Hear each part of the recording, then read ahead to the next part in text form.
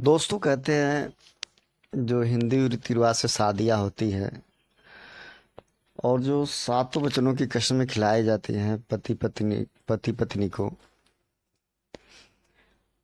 जो रस्में खिलाया जाता है उस समय, अगर उन रस्मों को अगर अच्छे तरह से निभाया जाए तो जिंदगी में कभी दोनों के रिश्तों में दरार नहीं आएगी।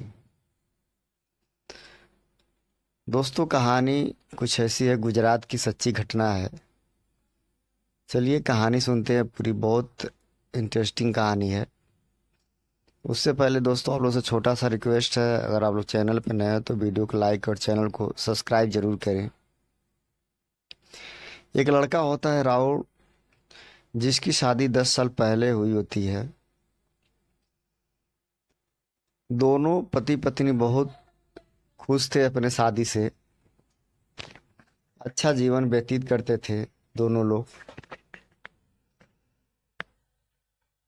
राहुल जो होता है वो गुजरात के ही किसी कंपनी में काम करता है, अच्छा खासा सैलरी भी पाता है, जिससे पूरे परिवार का खर्चा निकल जाता है। रागिनी भी जो होती है वो भी अपने घर पे जो सास ससुर होते हैं उनका अच्छी तरह से ध्यान रखती है। दोनों का जो जिंदगी था बहुत अच्छी तरीके से चल रही थी। दोस्तों जो रागिनी के माता पिता होते हैं वो रागिनी को फ़ोन करते हैं और उससे जब बातें करते हैं तो बातों बातों में बोल देते हैं कि देखो बेटा, तुम्हारा वहाँ ज़िंदगी अच्छे से नहीं कट पाएगा, तुम तलाक दे दो राहुल को और हम तुम्हारे लिए एक अच्छा रिश्ता ढूंढ लेंगे। दोस्तों जब रागिनी सुनती है इतनी बात तो गुस्सा तो बहुत होती है, लेकिन जो उसके परिवार वाले होते हैं बार बार उससे फ़ोन करके दबाव डालते हैं। ये जो राहुल होता है कंपनी में वहीं पे रूम लेके गुजरात में ही काम किया करता था। जब राहुल घर पे आता है तो जो उसकी पत्नी होती है उसे समझ में नहीं आता है कि क्या कहें इनसे क्या न कहें, और उसके घर वाले बार बार परेशान करते हैं। फिर रागिनी बहुत सोचने के बाद बोलती है कि हमको आपसे तलाक लेना है। राहुल जो होता है वो सोच में पड़ जाता है, पूछता है आखिर क्या हुआ, मेरी में हमसे क्या गलती हुई है, हमने आपसे आपके साथ क्या बुरा किया है जो आप ऐसे बोल रही हैं। रागिनी कहते नहीं, आप तो कुछ नहीं किया है, बस हमको तलाक लेना है। दोस्तों बात इतनी आगे बढ़ जाती है, जो रागिनी के माता पिता होते हैं वो तलाक की अर्जी कोर्ट में दाखिल कर देते हैं। केस चलता है। केस चलने के बाद 3-4 सुनवाइयाँ होती है। फिर डेट जब पड़ता है दोस्तों तो रागिनी जो होती है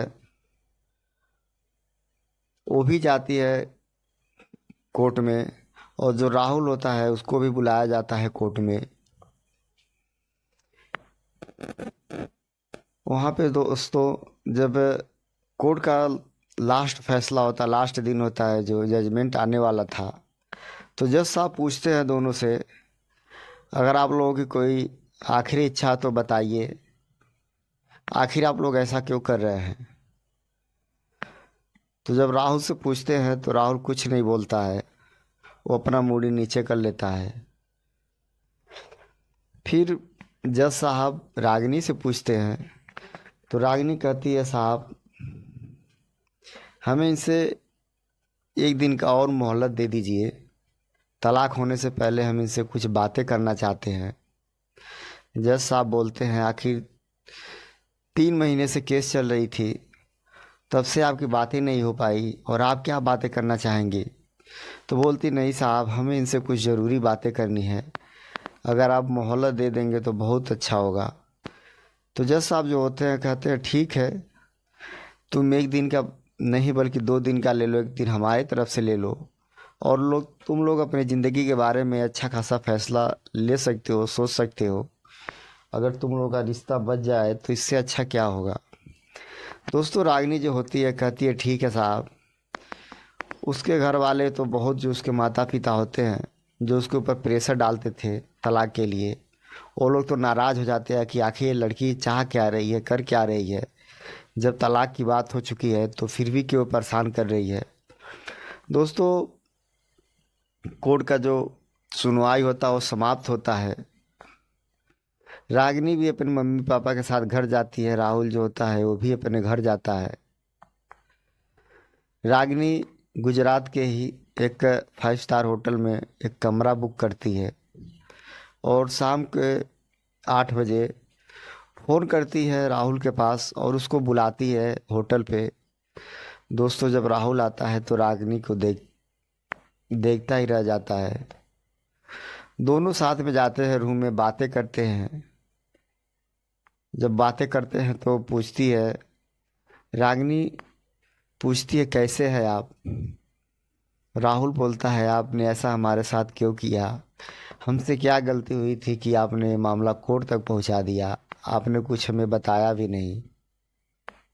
और 3 महीने से हम बहुत परेशान हैं, मेरा तबीयत भी नहीं ठीक हो रहा है। तो रागिनी कहती है देखिए जो हुआ सो हुआ। हम रूम इसलिए आज लिए हैं, जज साहब से मोहलत इसलिए मांगे हैं कि हम दोनों लोगों की जो बातें नहीं हो सकी, मान लीजिए जो बातें आप करना चाहते हो हम करना चाहते हैं, वो बातें नहीं हो पाई। यहाँ पे हम दोनों केवल अकेले ही हैं। आज की रात हम आपके लिए हैं, आप हमारे साथ जो चाहे वो कर सकते हैं।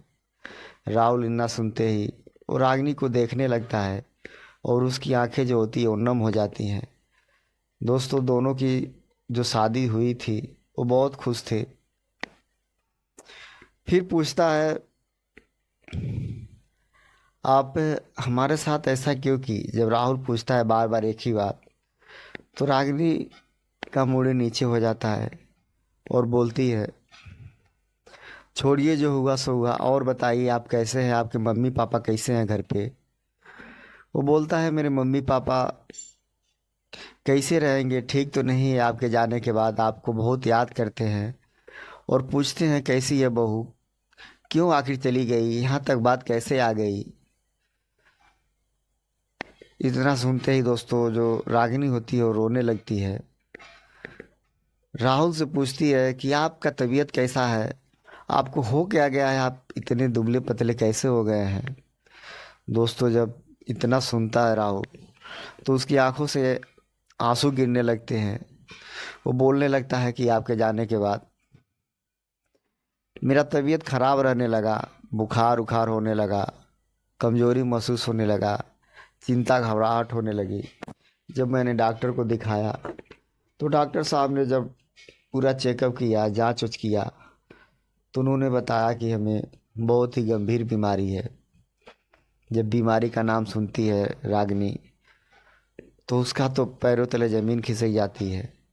वो सोचने लगती है अभी तो हमें 3 महीना ही घर छोड़े हुए थे और अचानक ऐसे कैसे हो गया।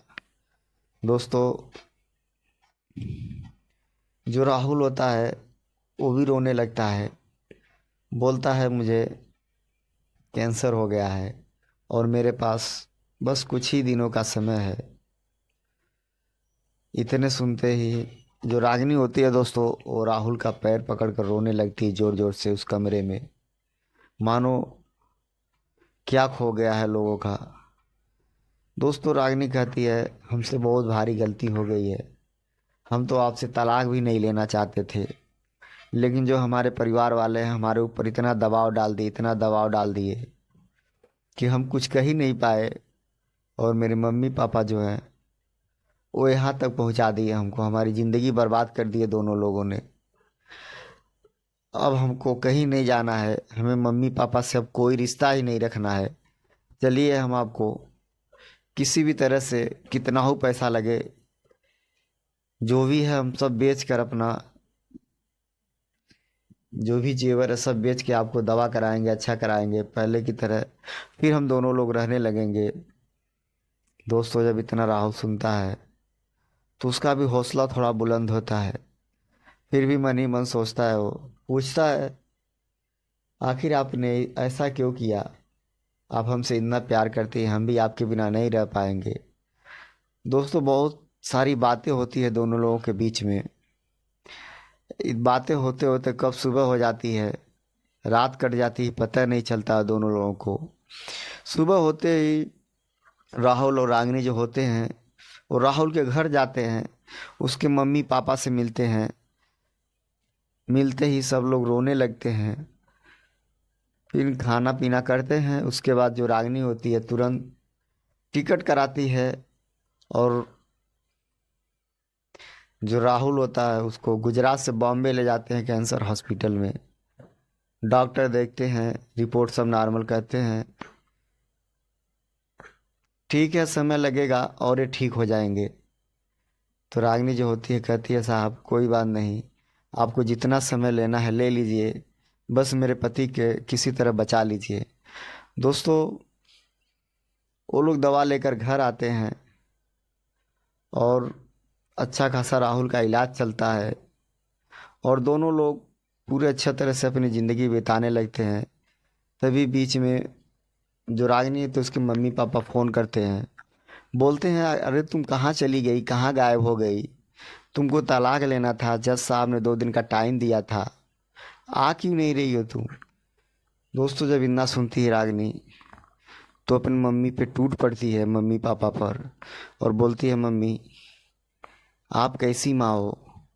हर एक माँ बाप चाहते हैं कि मेरी लड़की का ज़िंदगी अच्छी तरह से कटे, अपने परिवार में खुश रहे, लेकिन आप ऐसी हो कि मेरी ज़िंदगी मेरा घर सब कुछ बर्बाद कर दिया। अब मुझे आपसे कोई रिश्ता नहीं रखना है, आप इतना समझ लीजिए कि आपका कोई बेटी ही नहीं थी। इतना कहकर दोस्तों रागिनी फ़ोन काट देती है और ज़ोर ज़ोर से रोने लगती है। तभी राहुल आता है, उसको अपने सीने से लगाता है, कहता है चलो सुबह का भूला अगर शाम को वापस आ जाए तो उसे भूला नहीं कहते। दोस्तों कहानी सुनाने का मतलब आपको परेशान करना नहीं था। दोस्तों कमेंट करके बताइए कहानी कैसी लगी, क्या रागिनी ने अपने पति राहुल के मामले में क्या सही फैसला लिया। कमेंट करके ज़रूर बताइएगा। मिलते हैं अगले एपिसोड के साथ। धन्यवाद।